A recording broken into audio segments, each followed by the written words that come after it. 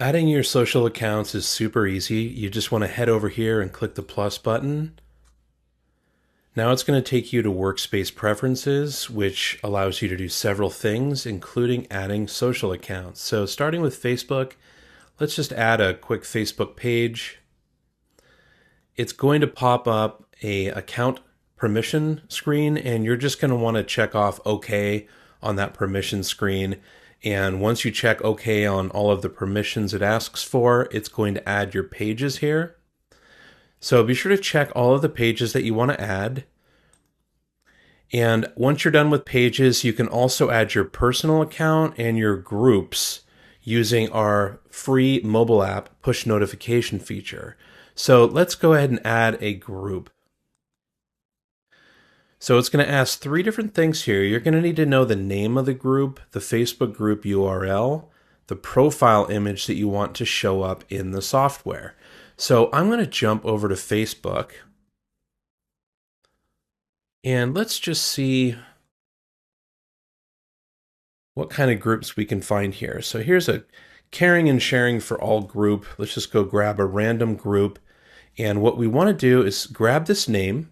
So you can just, do a copy here if you want to grab the name to make it simple. And paste that here. You want to grab the Facebook group URL. And the URL, it's this little part up here, right here. So let's make sure we're in the group. And once you're in the caring and sharing for all group, you want to grab this URL up here. And let's go back and paste it. Finally, we need a profile image that represents that group. So seeing how this is a pretty nice image, I'm going to save this image locally to my downloads folder, and I'll just upload that. So let's grab the profile image. And once I'm done there, I'm going to add the account.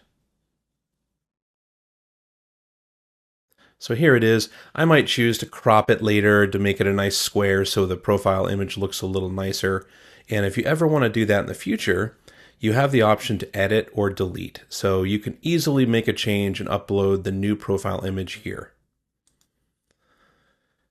If you want to add your personal account, use a very similar process, except you're going to click personal account. And this is where you would add your name, your profile image, and it's already going to know where your personal account is based on the main account that you have already added to your account.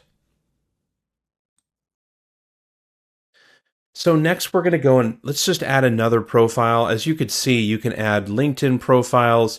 When you add LinkedIn, it's going to ask you for any company names. You're going to want to check off all of the company pages that you have attached to your account. As long as you're an admin, you can post to it. You can also post to your personal LinkedIn account. You can add Instagram accounts, and there's two main ways to do that.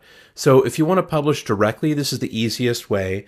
And this is what you can do if you have a professional or a creator account.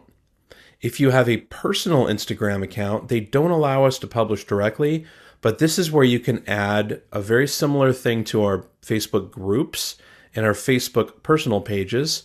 Very similar process here where you're going to add your personal Instagram account. So that's the publish via mobile app. Directly, like I said before, is for the Instagram professional and creator accounts.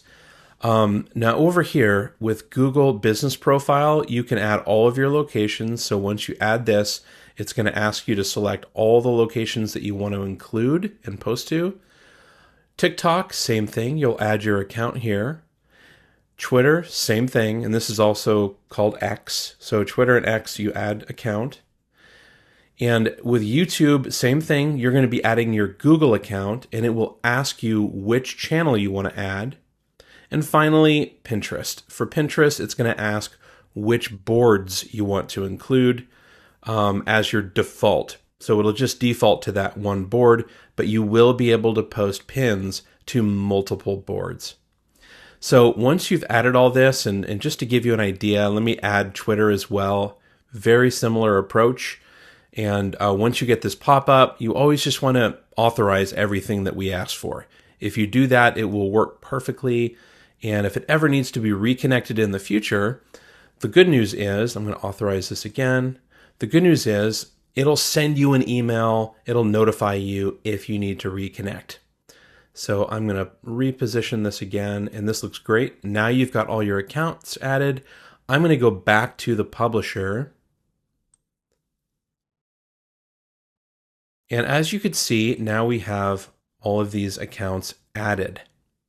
That's it.